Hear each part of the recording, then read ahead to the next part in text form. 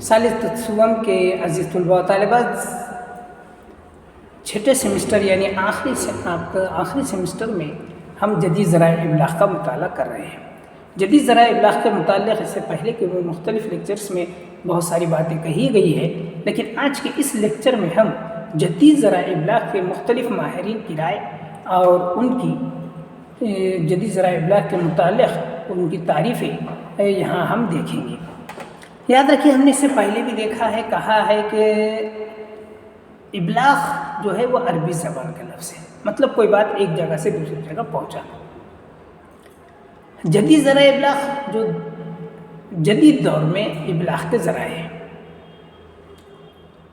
ہم نے اس سے پہلے بھی پڑھا ہے کہ ابلاغ کی کیا قسمیں ہیں، کیسی باتیں ہیں۔ آج ہمیں صرف یہ دیکھنا ہے کہ ابلاغ کے متعلق مختلف شعراء کے کیا خیالات ہیں۔ تو دیکھیے، کہا ہے اگر ہم مغربی طرز کی بات کی جائے تو ویسٹرس نیوز کالجس ڈکشنری کے مطابق، کون سا؟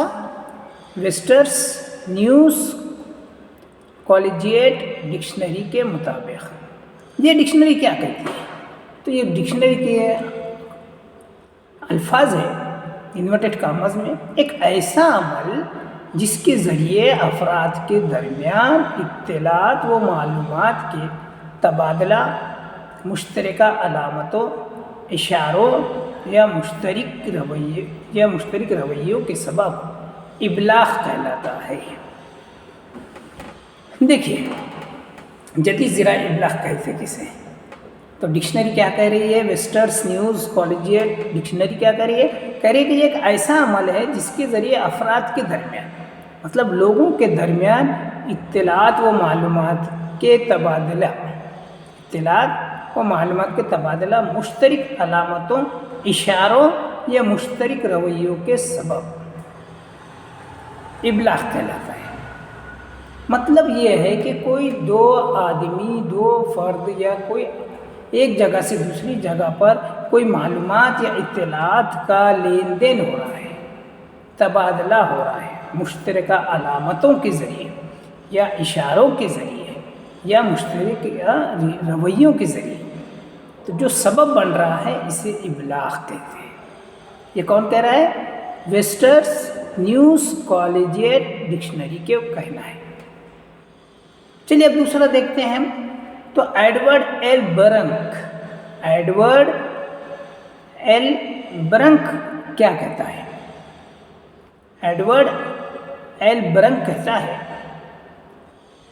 کہ ایک معاشرے میں رہتے ہوئے افراد آپس میں جو باہمی گفتگو یا اشارے کریں، ان کا یہ عمل ابلاغ کہلاتا ہے۔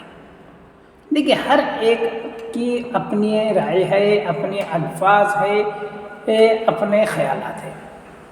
جدید ذرائع ابلاغ کے متعلق ایڈورڈ ایل برنک کہتا ہے کہ ایک معاشرے میں رہتے ہوئے افراد آپس میں جو باہمی گفتگو کرتے ہیں، بات چیت کرتے ہیں، یا اشارے کرتے ہیں، ان کا یہ عمل ابلاغ کہلاتا ہے۔ ان کا یہ عمل کیا کہلاتا ہے؟ ابلاغ کہلاتا ہے۔ مطلب وہ چاہے کسی بھی طریقے سے، چاہے وہ اشاروں کے ذریعے ہو یا باہمی گفتگو ہو، زبان کوئی بھی ہو، اشارے ہو، تو یہ جو بات ہے، اشارے ہے، یہ کیا کہلاتے ہیں؟ ابلاغ کہلاتے ہیں۔ کیوں؟ تو کہہ رہا ہے کہ اس کے ذریعے سے ایک فرد دوسرے فرد تک اپنے خیالات یا کوئی معلومات کیا کرتا ہے؟ اس تک پہنچاتا ہے۔ تو یہ کیا ہو گیا؟ کوئی معلومات، کوئی بات دوسرے تک پہنچانا، مطلب ابلاغ۔ تو یہ ابلاغ ہے۔ چلیے اب ہم دوسرے مغربی کی بات کر رہے تھے، اب ہم دیکھتے ہیں مشرقی ماہرین کے کیا جدید ذرائع ابلاغ کے متعلق کیا کہنا ہے۔ دیکھیے، اس میں سب سے پہلے ہم دیکھتے ہیں ڈاکٹر شفیق جالندری کے مطابق یہ کیا کہتے ہیں؟ وہ کہتے ہیں انورٹس کاماز میں، ابلاغ معلومات دینے، لینے یا ان کا تبادلہ کرنے کا نام ہے۔ دیکھیے، انتہائی سادہ اور سلیس زبان میں ڈاکٹر شفیق جالندھری کہتے ہیں. کیا کہہ رہے ہیں؟ ابلاغ کیا ہے؟ معلومات دینے، لینے یا ان کا تبادلہ کرنے کا نام ہے. مطلب یہ ہے کہ معلومات کسی کو دینا یا ان سے لینا یا وہ معلومات کا تبادلہ ایک جگہ سے دوسری جگہ کرنا، یہ کیا کہلائے گا؟ ابلاغ کہلائے گا. ایک دم سادہ اور عام زبان میں یہ تعریف ہے، اس کو ہر وقت ذہن میں رکھیے. ڈاکٹر شفیق جالندھری کے مطابق کہہ رہے ہیں کہ ابلاغ معلومات دینے، لینے یا ان کا تبادلہ کرنے کا نام ہے. اس کے بعد دیکھیے ڈاکٹر شاہد حسین کے مطابق، ڈاکٹر شاہد حسین کے مطابق وہ کیا کہتے ہیں؟ جدید ذرائع ابلاغ کی تعریف کس طرح سے کرتے ہیں؟ تو کہہ رہے ہیں ابلاغ یا ترسیل اطلاعات، خیالات اور معلومات کو ایک انسان سے دوسرے انسان تک پہنچانے کا فن ہے. دیکھیے ابلاغ یا ترسیل کیا ہے؟ ابلاغ یا ترسیل کیا ہے؟ تو آگے کریں، اطلاعات، خیالات اور معلومات کو ایک انسان سے دوسرے انسان تک پہنچانے کا فن ہے. یہ بات ذہن میں رکھیے. جدید ذرائع ابلاغ کیا ہے؟ ڈاکٹر شاہد حسین کیا کریں؟ کوئی اطلاع ہو، کوئی معلومات ہو یا خیالات ہو، ان کو ایک انسان سے دوسرے انسان تک پہنچانے کا فن ہے. ٹھیک ہے، الفاظ کی ہیرا پھیری ہے، کچھ الفاظ کے طریقے بدلے ہیں، ہر ایک کے خیالات الگ ہے، الفاظ الگ ہیں. بس یہ تعریف یاد رکھنا ہے کہ ڈاکٹر شاہد حسین کے مطابق ابلاغ یا ترسیل اطلاعات، خیالات یا معلومات کو ایک انسان سے دوسرے انسان تک پہنچانے کا فن ہے.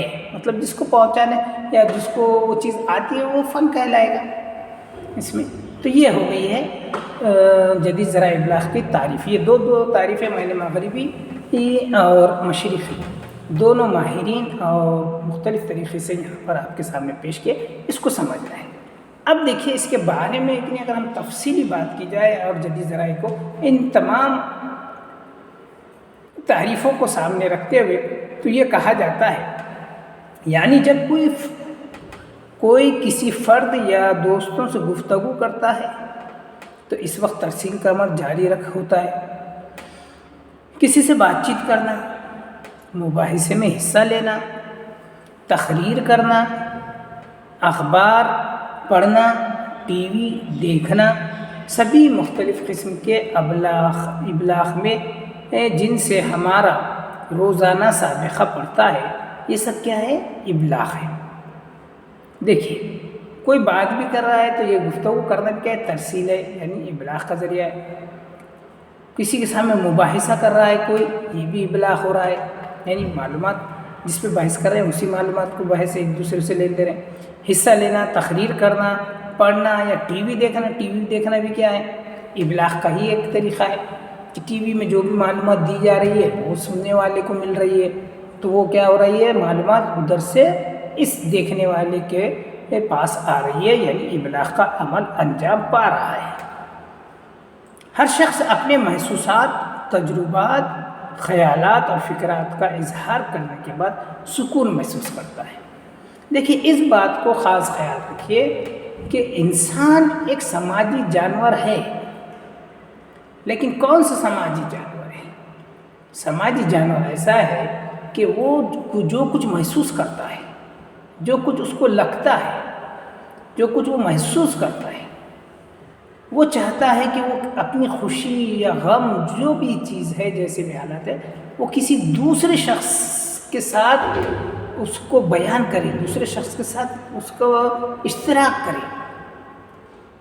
کیا ہوتا ہے اس سے؟ تو اس سے ایک چیز یہ ہوتی ہے کہ ایک معلومات دوسرے تک تو پہنچ ہی جاتی ہے، مگر دوسرا یہ بھی ہوتا ہے کہ اپنے خیالات، اظہارات اور محسوسات کو اگر دوسرے تک پہنچایا جائے تو انسان کو ایک قسم کا سکون محسوس ہوتا ہے. اور یہی چیز تو ابلاغ ہے. مطلب یہ ہے کہ انسان ابلاغ کے بغیر سکون سے، آرام سے رہنا مشکل ہے. انسان اگر اپنے مشاہدات، خیالات اور جذباتی کیفیات کو اپنی ذات تک محدود رکھے تو وہ گھٹن کا شکار ہو جائے۔ اس انسان کی فطرت کی وجہ سے انسان کے اندر ترسیل کا جذبہ اور ٹھاٹے مارتا رہتا ہے۔ ایشلی مینٹشو اور فلائیڈ میٹسن اپنی کتاب دا ہیومن کمیونیکیشن میں تحریر کرتے ہیں کہ انسان جن چیزوں کے ذریعے ترسیل کے دائرے عمل میں رہتا ہے وہ صرف الفاظ، موسیقی، تصویر، تحریر، چہرہ، آبرو کے معنی خیز تاثرات اور جسمانی حرکات و سکنات ہی نہیں، بلکہ ہر وہ حرکت جسے دوسرا دیکھ سکے، ہر وہ آواز جو دوسرے کان تک پہنچ سکے، ترسیل کے دائرے میں آ جاتی ہے۔ دیکھیں، ان تمام باتوں کو غور سے سمجھیے، اس سے ہمیں پتہ چل جاتا ہے کہ ترسیل انسان کے لیے کیوں ضروری ہے یا ابلاغ انسان کے لیے کیوں ضروری ہے۔ ابلاغ اگر نہ ہو تو انسان اندر کا اندر ہی گھٹن سے مر جائے گا۔ انسان اپنا ساتھی چاہتا ہے، ایک دکھ، درد یا خوشی کا حصے دار چاہتا ہے۔